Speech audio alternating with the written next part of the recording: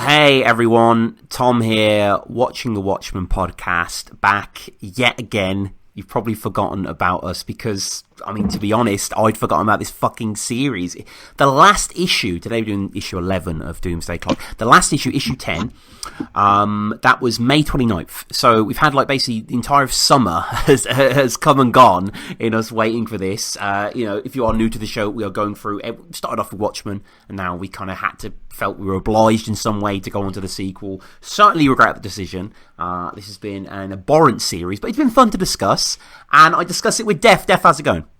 Hey guys, my head's completely done in with this now, Tom. When will it end? Yeah, it's been 2 years of our lives. This crazy November 2017, yeah, and it was supposed to be a yearly event, like yeah, and it probably will finish in November as well. Just by the way, stuff's being delayed. Actually, just looking at the cover now, it says November 2019. Wow. So looks like they're going to drag this one out into 2020. That is yay. I mean, it should never end, if anything. No. I mean, I'm just perennially baffled by this series, really. And to be honest with you, going into this, I didn't remember much. I was thinking today at work, like I only read this a little while ago before we recorded the episode. I was thinking, what do I actually fucking know about this story? What went down? Russia was there, and people got turned to glass, and then like there's another Rorschach, and there's like this bug man who goes back into flames and shit. And I was like, what the fuck is this? It's like I had tachyons, basically. I was kind of just getting sort of glimpses and stuff. Thankfully, this issue. So much rehashing, even though it's the penultimate issue. It pretty much keeps you up to date, at least. Yeah, definitely, and it doesn't feel like we've said this so many times over the last 6 years. Yeah. But it doesn't feel like a penultimate issue. It's very much sort of setting the stage for things. So yeah, let's get into it. So the cover is Batman grabbing someone's hand to stop them from setting off a launch. But I don't really get, like, this should be a threatening sort of image. You should be like, oh, he just got it in the last second. This is like in James Bond when the timer ticks down to 1 and he stops it. You don't really get that ramped up from looking at it. It's very sort of pedestrian almost, the cover. It's difficult to really get excitement from this, not only just because of what's happening in it, but also just, Gary Frank, we do like him, but the way it's drawn, it's just very sort of there.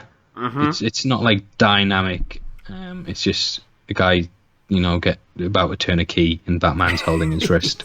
It's not the most exciting thing, is it? No, it's kind of a nice metaphor, really. Like, we want some sort of explosion, and fucking Johns is just holding us back yet again, and further delaying gratification. And the Watchmen covers in general, I guess more Dave Gibbons than Gary Frank's, work either in a minimal sense where you're just getting one object, like the photograph that featured in this issue, or like a sort of complex vista they have to scour and appreciate. And this does have detail, but like you say, it's just like launch enabled, APS power. It just kind of has all the names of what would be on this reactor core. I don't really give a fuck about them. Yeah, and there's a big reason in films when something like this is happening that they kind of cut around it and kind of focus more on the action itself rather than someone just sitting at the control panel. And it's because it's really, really boring just watching someone fiddle about on a control panel. So, yeah, I don't know, not a good way to kickstart the issue. Personally, for me, some people might love it. I'm sure we'll see on IGN later that they give it a 10 out of 10. Yeah. But yeah, just very, very basic for me. Very sort of pedestrian, I feel is the word. One of the worst covers, I think. There's been some okay ones here and there. There's not been anything as iconic. Yeah, there's a better version of this cover actually in the issue. We do see Batman sort of fighting with the soldiers, and it's just on the first page after the Batarangs being thrown into the screen, sending sparks everywhere, and he's just throwing these 3 people, by the looks of it, at each other. And that for me is a far more interesting cover than what we'll get with a guy turning the key. Yeah. I'm not a comic book artist, but for me, that's better than the cover. Batman looks awesome, though, I must say. Yeah, it's a very that is. I was saying the cover isn't dynamic. It's just grabbing the wrist. Whereas that is a dynamic image. You've got someone upside down falling into someone. What looks like a woman falling against him. Batman, he's swiping down, like he's really throwing it. You really do get the motion from that image. The cape sort of flapping in the air, and that is a very dynamic image, and it completely juxtaposes, Tom, there we go, which is the word of the podcast, the initial cover image, which is just someone holding a key. Yeah, and unfortunately, I agree, this would be a way better cover. It just couldn't be, though. It would go against that Watchmen lineage where you need something symbolically heated.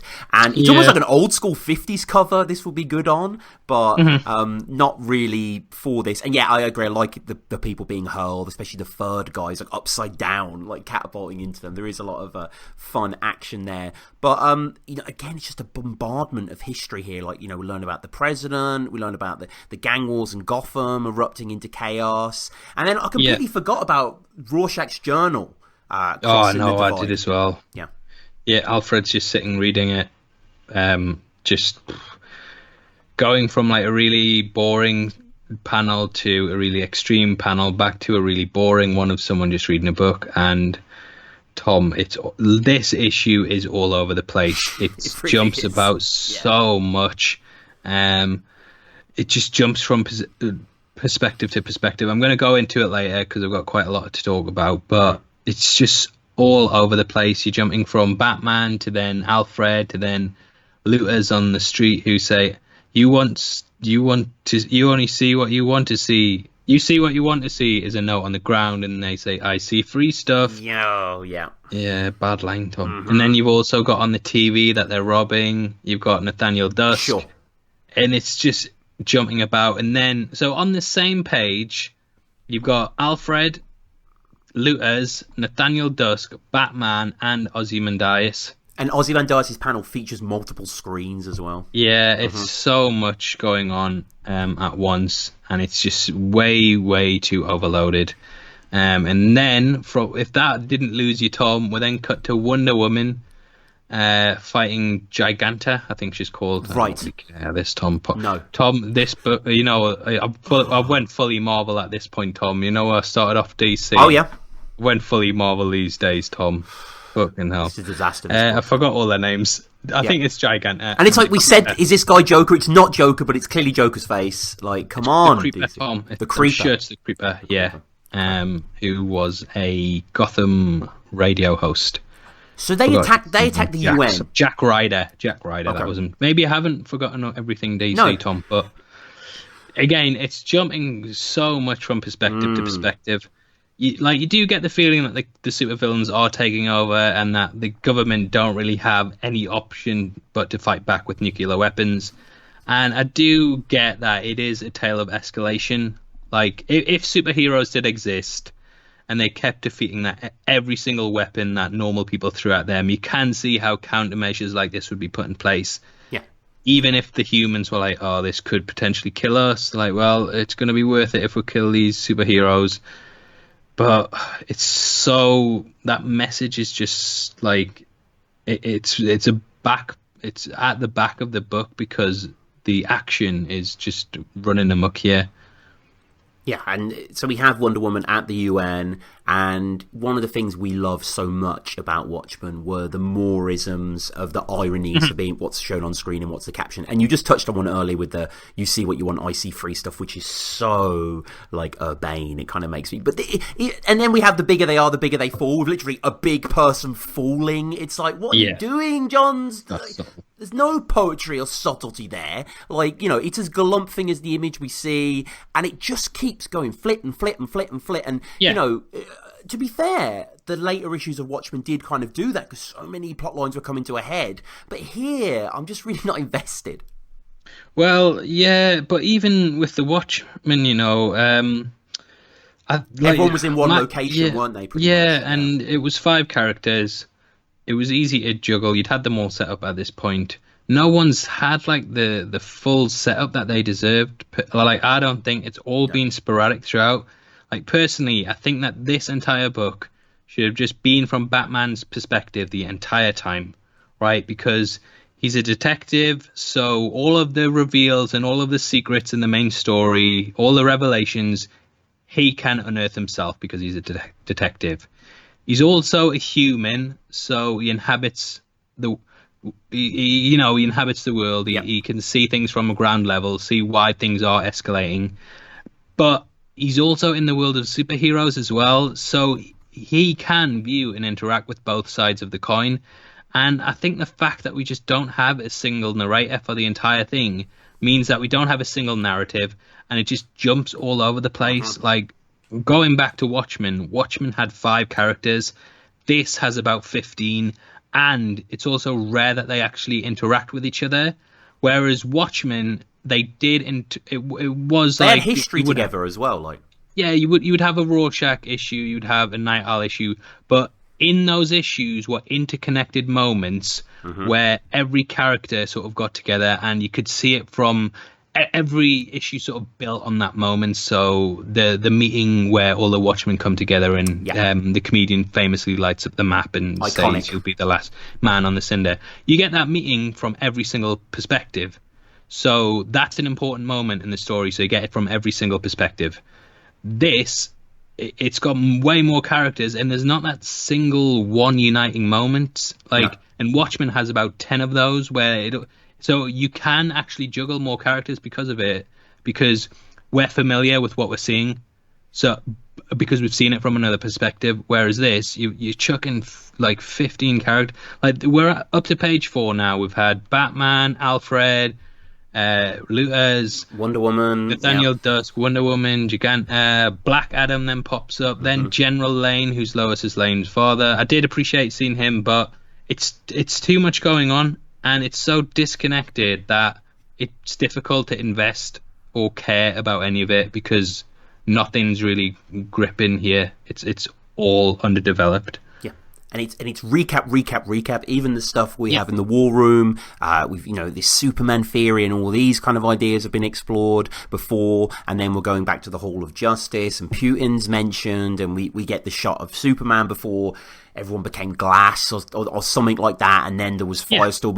It offers up stuff and stuff. Like, I don't even remember Lois and Lex getting together, but now they're exploring the plot. Like. Yeah, and like the main questions that pull people into this, they've not really been touched upon. Like, what actually happened to the comedian? They never explained why he ended up where he was and what he's been doing for the last 35 years. Like, the book's just not providing the answers that you want, and it's setting up things that you don't really care about. Like, the other week, I remembered that DC in Rebirth, issue 1, set up a story of 3 Jokers. So they had a big reveal where it was like there is actually 3 Jokers. That was like 3 years ago. It's not been mentioned again.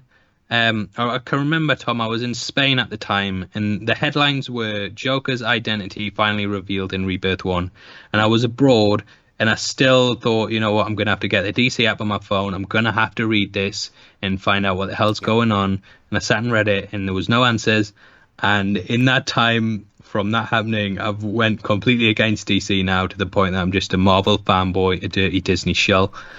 And it's just, they're just dropping the ball. Everything they've set up, all the promises, then they're not answering. I want answers to these questions. Yeah. What happened to the comedian?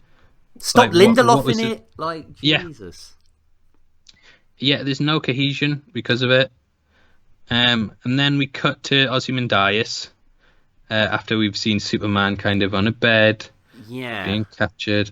Honestly, Tom, flicking through this and just seeing all of the different people that are introduced, there's so many. It's absolutely a suffice. Yeah, it's so glorious. There's not like 5 panels in a row where it's the same character. No.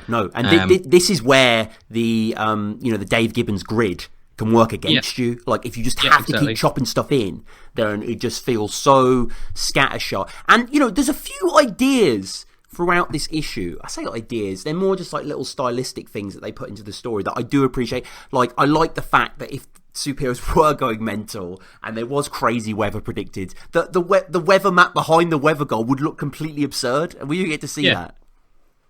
Yeah, that's nice. But that's about it.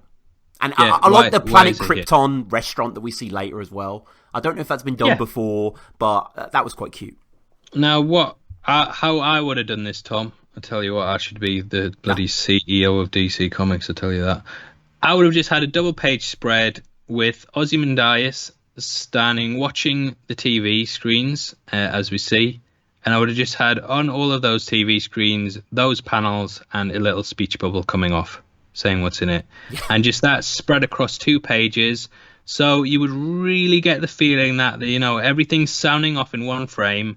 You would get the feeling that it's frantic, but as a reader you can digest it, whereas this, Tom, it's all over the place. And I'll tell you what, if IGN give it a 10 out of 10, I'll be blocking them on YouTube. I'm verified now, Tom, and I tell you what, I will not have them doing that. It's astonishingly gauche, really, and the fact that Superman's logo turns up on the cracked screen, fucking hell, Johns, you thought you were such a genius putting this together. This is just insane. And Ozzy's in Arkham, right? I've got no idea, Tom. I kind of got Arkham vibes, but I don't know if he might be, yeah. If those guys are in prison cells. Yeah, might be so. I don't know how he got access to all these screens and this kind of suite over there. And then we have Saturn Girl, who's here for some reason from the future but can't read Ozzy's mind. Was she not in one of the stories? She freed Reggie, didn't she, or something? Right, she might have been there. Well, Tom, I've got a spoiler for you. She's completely useless. Okay. And she gets killed off pretty mercilessly in this book. And there was no real point to her the entire time. Yeah. So that's why. Now, interesting bit though, Tom, that I did quite enjoy. Lex Luthor says he's been tracking the photo of John throughout time, and it's been at every part that Dr. Manhattan has. Okay, I don't mind this part, and I agree. I did reread this because I kind of tried to understand this. I did, I didn't. You know what? I didn't get it either. Yeah, I don't get why it's duplicated. Yeah, no, but why when people cross dimensions do they leave useful souvenirs of themselves? Yeah, why does that happen? Yeah, I don't know. But that purely happens for plot, but that just defies all logic to me, and that just feels ridiculous. And how did Lex originally stumble upon the photograph or know that it had powers? Did he just discover 2 versions by chance going through these job lots and decide there was a time warp connection? Yeah, exactly. You would surely just think maybe these photos look alike. Maybe just someone took the same photo. Maybe they developed twice. Photos can do that. Yeah. I mean, they've got signed on the back, so maybe, but still, it's just Then they do cut to Lex seeing Kid Flash in Rebirth issue 1 getting pulled out of the... That's lucky he was there. Well, yeah, exactly. Why was he actually there? That's what I don't get. Why was he just walking in a bush? Yeah, He says he's tracking abnormal coronal energy spikes. Why was he doing that? Why was Lex Luthor? He's been tracking anomalies since he was a boy. That's his explanation, apparently. Yeah. Doing it, whatever. Yeah. I don't know how he's got all the time on his hands. Oh man! But the flashes were not the source of the anomalous tracking, and the fact that the photo's there, and later in the back book, in the back matter, we see the photo, and it's quite well realised. Yeah, it's kind of done in it. Done well. Glass pouch looks really cool. Actually, looks really, really cool. And then we also see a photo of that famous cover of the 2 flashes descending. So, why is it this mini speed camera for parallel universe shifting that just shows you? I really hate that. I really hate it. Yeah, it's just I don't understand it, Tom, and I don't so really like the art though. Like that, Dr. Manhattan's just going through time, just dropping photos everywhere. But what does it mean? Why? What's happening? What is going on? It doesn't really... You know what would have been better, right? If they'd started off the issue 1 just in the DC universe. Lex Luthor finds that photograph. Yeah. And that was in issue 1. Or he finds it and he goes mental and you don't know why, and it's because he's been looking for this final one or something, and it means everything. And it's interesting actually because the photo we see itself, maybe it's just a mistake, I'm not sure, isn't quite like the photo in Watchmen. It's the dog ears are slightly different. There's part of the photo that's here that isn't there on Mars. Because I was thinking, obviously I know it travels with John. So did John pick the photo up in Mars? I think he might have done, but still, it doesn't really make any sense. But I guess the whole reason behind... Of course he picked it up, Tommy. I keep dropping it everywhere. Yeah. You have to keep picking it up this all the snack? time. Like... But how does it constantly duplicate? That's what I don't get. I don't know. I think what it's saying there is, because Lois does say you're saying the photos traveling through time, and he's saying not the photos. So I guess because Dr. Manhattan technically doesn't travel through time, he can just sort of experience everything at once. So I guess because the photos are like him then, and they experience everything at once. I guess. Okay. But it's like, I just want a good plot. Like, with Watchmen, we never grappled with any of this because it was just laid out beautifully and the logic cohered. But this is just... You didn't have to explain the time stuff, really, in Watchmen, because that wasn't the plot. No, but it was really well realised as well. Like, Manhattan was something to get your teeth into rather than just be baffled by. But here, it's just not... And it's given a few pages, and it is kind of interesting. We both said we reread it, and I don't dislike the idea, but I just don't think the selling of it's very well done. Yeah, and this is probably the thing that we spend the most time on in the book. And maybe that's why I liked it the most. You know, maybe if they had have done something else for this long, we would have liked it as much, but this is it. This is the highlight of the issue. Yeah, Tom. It is. It's all downhill from here, so enjoy it, you bastard. And Superman being accosted by the US government. Yeah, which is stupid. Yeah, really stupid. I've seen it in Man of Steel, and he did it to be polite, Tom. He wore the handcuffs, but he was just being polite. Yeah. Because as soon as he couldn't be bothered wearing them, he snapped them off. I suppose he is saying, I don't want any trouble. Lower your weapons, please, which...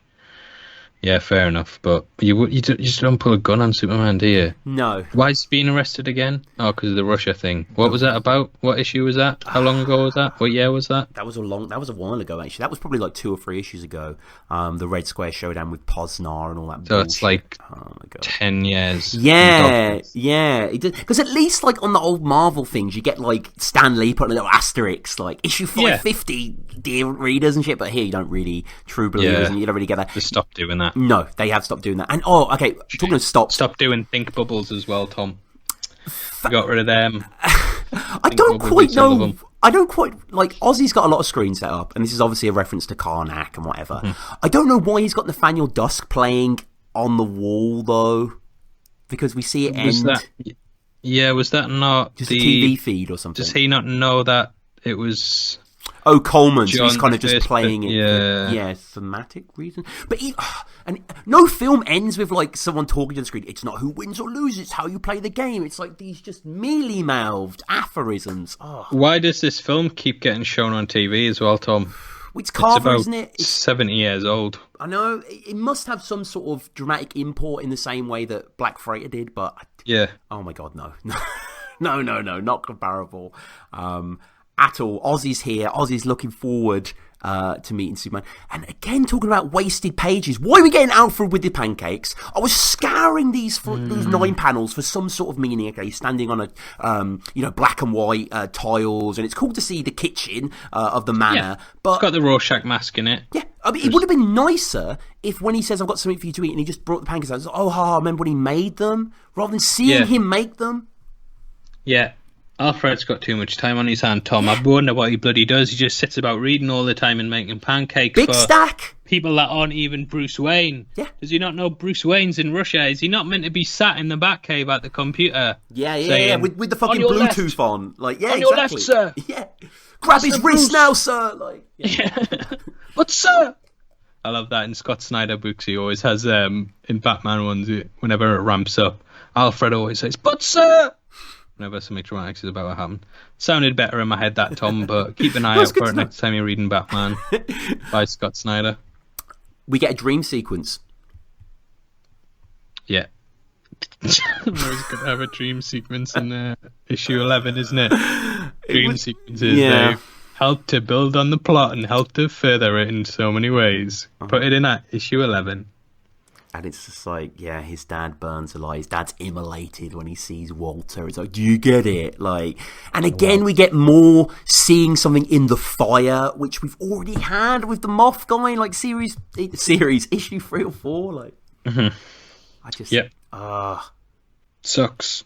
It really does, and it's like, I don't know, like, I like when the Rorschach symbol comes up, the sigil, and we see the Rorschach ink blocks and different things, like, always cool, don't get me wrong, but here, it's just a bit, the wings and the fire and the face and the, And then Alfred offering pancakes and getting... Like, Alfred's whole journey is just pointless.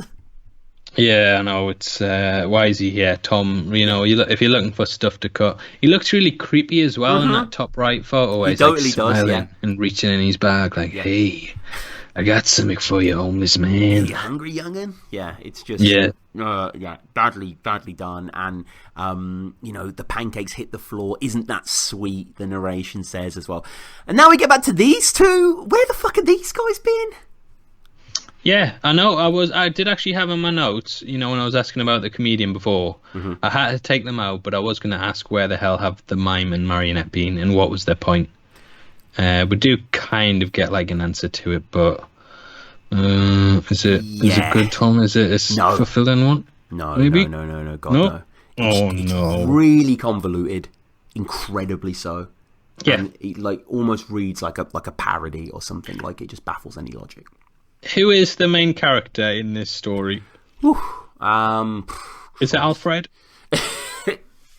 It might be the pancakes, low-key, because they feature on a cover, but yeah, there's no one to kind of put your hat on. No, not at all. It's got Star Wars Episode 1 Phantom Menace syndrome, where there's just not a main character and no one's got any idea what's going on. Now we do learn... Oh, sorry. No, go ahead, man. We do learn about the child being adopted by Silk Spectre and Night Owl. Yeah, which kind of, yeah, don't mind that. Nice, yeah, but is it enough to save it? No.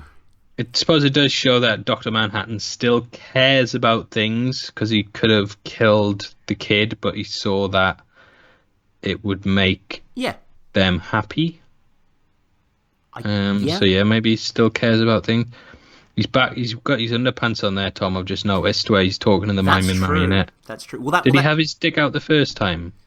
I don't think so. No, I don't really. Yeah, because I know DC have got a big thing against dicks, don't they? Because they had that issue with Batman's dick in. Yeah, and then they just got rid of it. And like Kevin Smith, didn't he make Batman piss himself or something as well? Oh, that was. I tell you what, Tom. The internet overreacted to that. It was Batman crouching behind a thing, right? And there was a lot of heat, and he pissed himself in his suit. He wasn't scared or anything. Been there. But Kevin Smith, the reason he said he did it was because firefighters, sometimes when they go into burning buildings, just the heat, you know, like when you get in the shower. Yeah. Just the heat, it makes you want to have a piss. So he said that he'd been speaking to firefighters, and they went in the burning building, and they the heat sometimes makes them have a piss in their suit. So he just said, "I'd just put that in a Batman story because the heat." I tell you what, the internet did not like it, Tom. No, God no. Do not try to change anything because the internet will not like it. What do you mean? There's a black Captain America? I'm fuming. James Bond's a woman now, is he? Do not tell them that, Tom. Do not thumbs down this video. I mean, the kid doesn't need to say hi, Mom, either. Really. No. But I guess it's a way to cut to Marionette's splattered face. Again, the blood underneath the eye. Is it a satisfying revelation? Like, this was teased in, I think, issue 3 or 4 or whenever it was, 5 years ago. We were expecting like something from this child, weren't we? We were like, oh, Marionette, she's only going with Ozymandias because she's gonna find out where her kid is and what was the point of her kid. And am I remembering this right? Did Rorschach show her a picture of the kid, and that's what got her to something come? Like that? Yeah. So, or Ozzy said, like, I know where the kid is, or something like that. Yeah. So the payoff to that entire storyline is a 1-panel box. With we don't know yet. The kid might stop Superman and Dr. Manhattan, like just get in the middle of it. So that would be great. That'd be cool. But we don't get that. We get more and more. But that's the story I want to see, Tom. I know, but it's just for some reason we're getting all this exposition shoveled down our throats, like much of it. Shit. Yeah. I'm risking the video getting demonetized here, Tom, but it's shit. It really is. It really is. And it's just kind of all these plans that get brought up and broken. And, you know, we get a big splash panel of all these DC heroes because why not? Yeah. Don't really know why. They're all like perspectives really weird on them. Like Batman's head's really massive. I kind of wish this was the DC universe, Tom. Got a massive Batman head. You've got a tiny Nightwing. You've got a massive Green Lantern hand. Oh, yeah. You've got the fishes kind of in the background, but then there's no more ocean in the right side. And, I mean, I could see Swamp Thing. I don't know why some of these people have made it to this cover, though. Like, you've got Scott Free and Barda as well. They're taking up quite a big part. Yes, I tell you what, no one knows who the hell they are. I've got no clue. And then who's Discount Iron Man? Kind of at the bottom as well. That's Scott Free. That's Scott Free. So he's a guy. He's Apocalypse guy. He's the New Gods guy. That's who he is. Don't know why he's here, but why is Superman not in this panel? He's the big. I tell you what, Tom. He's meant to be what it's all building towards. Yeah. They should have Superman front and center of that panel. He was, and I think we revealed earlier in the last issue that kind of his world, the DC universe, is the beating center, and Superman was kind of the gold light there. So, again, not quite sure why this decision was made. Really wasteful panel. And again, a lot of things could have been told a lot quicker. And we just get loads of just really lame, like Ozzy discovering that the Superman theory was partially true, and he's at the desk in the fucking West Wing, and it's like, oh, was there just a file there that just told you what you needed to know? How convenient. It's almost like a photograph that appears after you walk through space, like.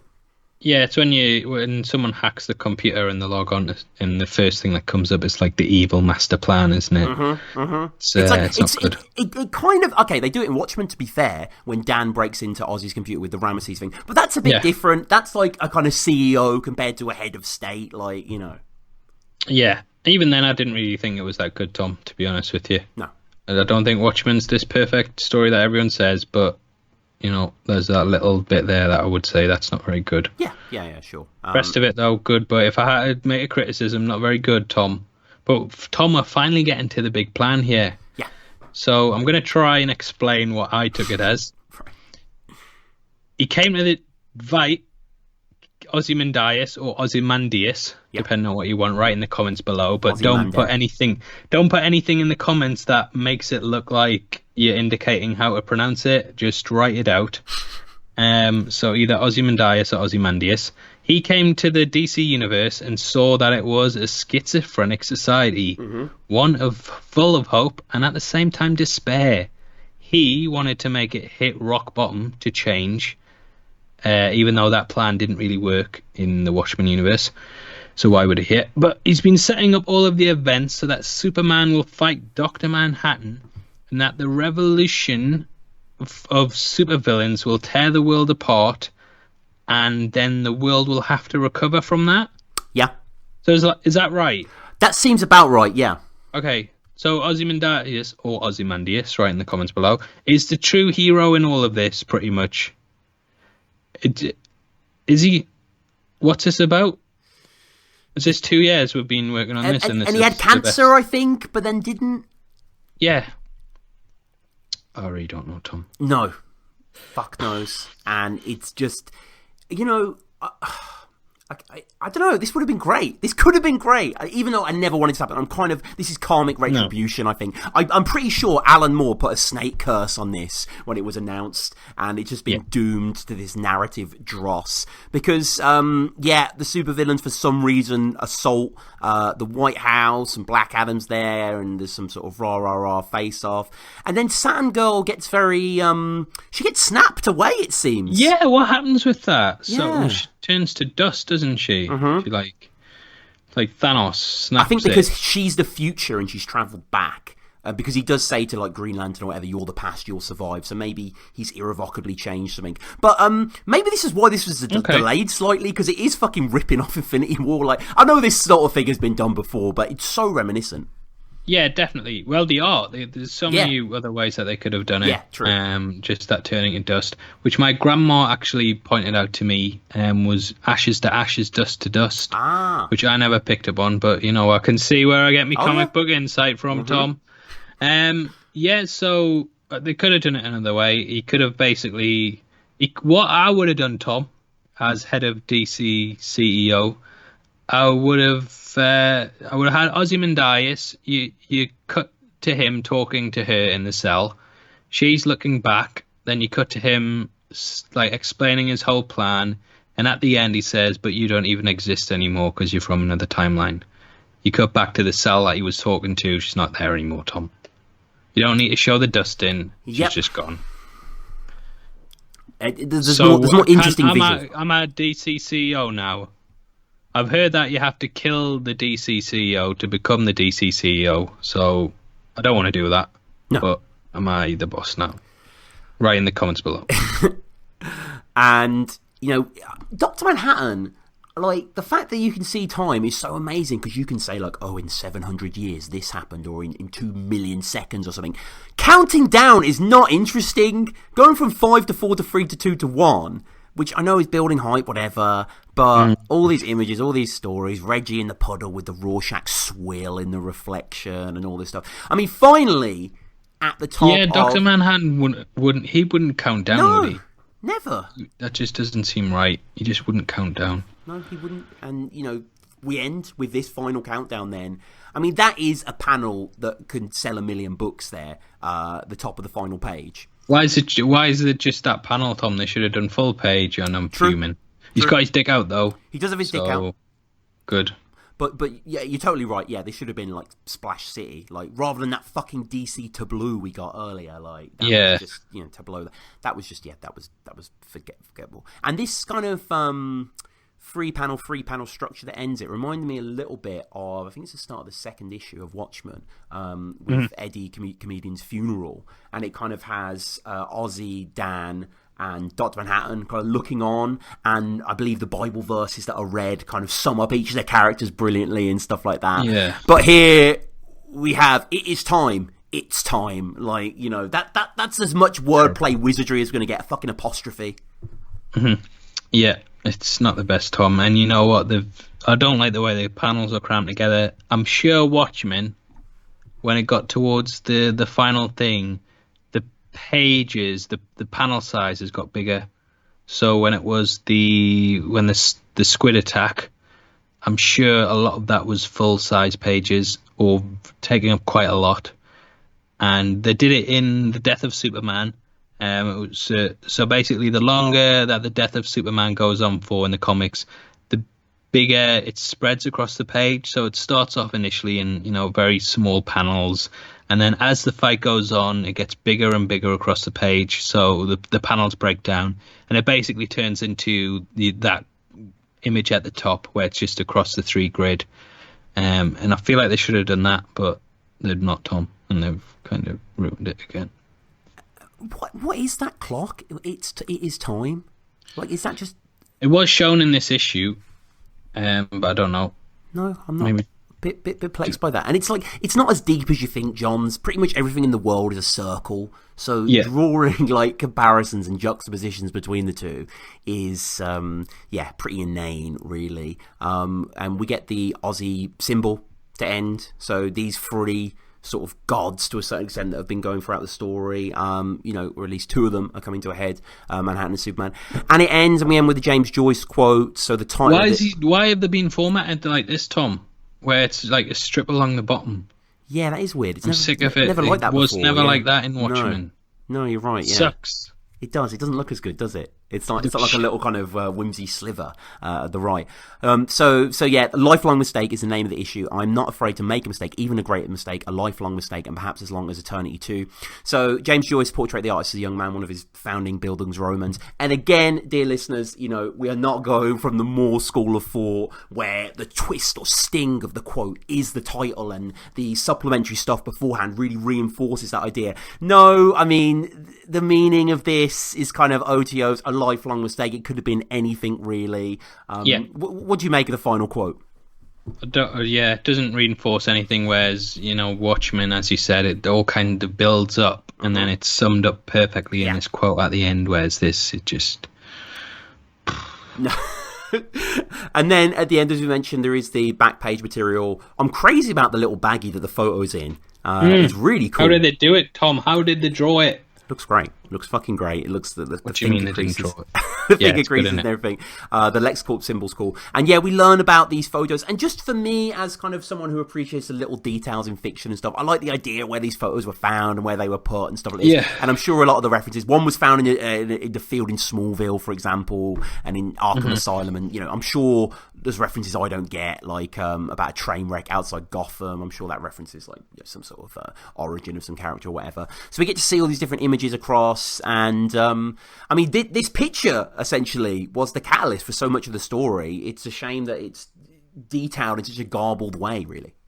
Yeah, and I don't really get what it means in the end. No, I still don't quite understand it. Maybe they've got an issue. Pull it off, Tom. They might do it, but they've also got to close about 70 different stories at the same time. So many storylines they've not dealt with. Yeah, we'll see. It's the end game has been absolutely abysmal. Like, really. I mean, I know it's probably the hardest part of writing anything, but just none of these threads are linking. There's no through narrative. There's no real nerve to it. There's no real courage. It's just kind of wallowing. And yeah, I despise this issue. I really did. Wow. So what is it out of 10? Maybe this is the worst issue, low-key, just because there's very little new. I'll probably give it like 0.5, I think. Wow, so quite a 0.5 out of 10. Yeah. Is that your real score? I mean, I don't know where to go with this, because I would say didn't enjoy it. The art. Oh, okay. I'll bump it up a few for that. 1 for the art. It's a 0.5. It's a 0.5, yeah. Yeah, but just... I thought it was alright. It's not the worst one that we've read. Oh, people! You know what, Tom? It looks like people are finally turning against Doomsday Clock, because Fortress of Solitude are going with the headline this week: Doomsday Clock 11. Let's call this what it is, a mistake. Wow. Fuck. Yeah. So finally, Tom, we've been saying it. We've been watching people praise it universally, and we've been like, oh no. And the quote from this article that I'm going to take is: a mistake, unafraid, like this series in general, but still a mistake. Got a 3.5, Tom. Their review summed up was: if you like long-winded, overstuffed exposition, then you'll love this. Storyline, 2 out of 5. Artwork, 5 out of 5, which I think is fine. Tom, guess what IGN have bloody given it? No, they've not given. Have they given it a perfect score? No, an 8 out of 10. 8, even 8. Still. That's giving, yeah. Well, you can't spell ignorant without IGN, Tom. Facts. But the more time passes, the less it seems to matter what lasting impact Doomsday Clock may or may not have on DC comic books continuity. So why is that? Why is that an 8? It doesn't. Are you saying like it's throwaway? It doesn't matter. It's crap. Verdict, IGN. In terms of overall execution, Doomsday Clock 11 doesn't quite measure up to many previous chapters of the series. The first half of the book jumps around too freely and never lingers in any place for more than a panel or two, which we said. But luckily, this issue finds a clearer sense of focus as it moves along, eventually setting up a tense, exciting final issue and a long-awaited confrontation between two all-powerful heroes. Now, the long wait for the final issue begins. 8 out of 10. Doomsday Clock 11 is messy but still thrilling, and it sets up an epic final chapter. IGN. Don't go anywhere else, please, because our channel's dying. I mean, you've just got to, Adventuresinpoortaste.com, 4.5 out of 10. So yeah, it finally does seem like nice. You know, not the major turning. publications, but the internet as a whole. I mean, if you, I mean, it is called a lifelong mistake, isn't it? The issue, which sums up the entire thing. Really, it does perfectly. Yeah. I mean, how that is like the pun that you use with the headline, isn't it? You're like, Doomsday Clock, a lifelong mistake. No, really. Yeah, no, really. No, we aren't joking. I know we give it 10 out of 10 every other issue, but we've finally realised it's not worth it. Sorry, guys. Yeah.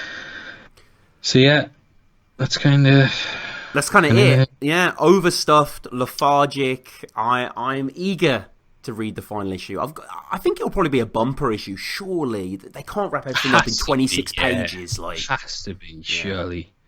And you feel like they have to as well, just for how long this went on for. Like, Tom, it's taken them as long to write this as it took to make Infinity War and Avengers Endgame films.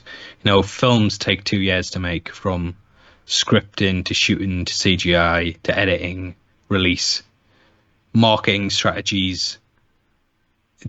It's baffling that it's taken 2 years. Yeah, it's just I don't know what to say. Had the time of my life. Yeah, so hopefully it's good next time. Well, you know, it's been fun to rip it apart, and I'm sure the rampage won't stop on the final issue.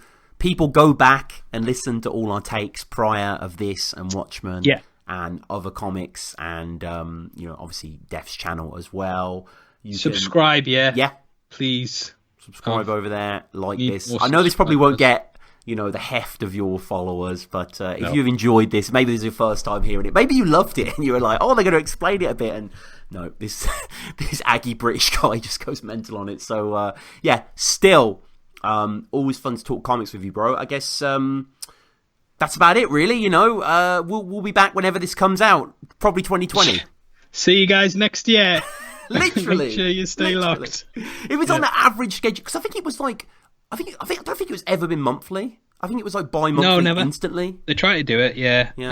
But yeah, guys, just make sure that you keep refreshing your subscription feed every half hour until it pops up, which you know it will.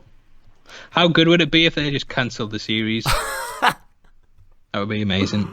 That would be unbelievable. The Watchmen TV show comes out soon, actually. That's it's right, next month. Is it next month? No, it's November. Yeah, November. Okay, cool. But this has completely killed my interest in it, to be honest. Yeah. Like, it might be amazing, but this is just, I'm just saying, I don't really care that much. No, now. I'm not in the mood for another Watchmen inspired thing. I'm just if it's either the original or nada. You know, I've been down this road before, but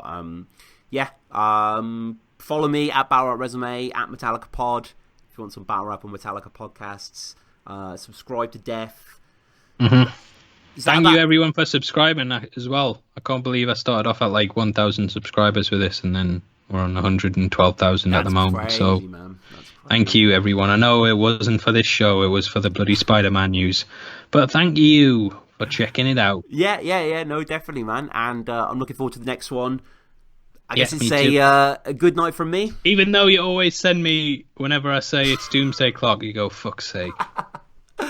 Well, I just... Looking forward to it. Keep that energy up for the next 2 months, Tom. Def, this has been great, man. It's a good night from me. Good night from Kwei.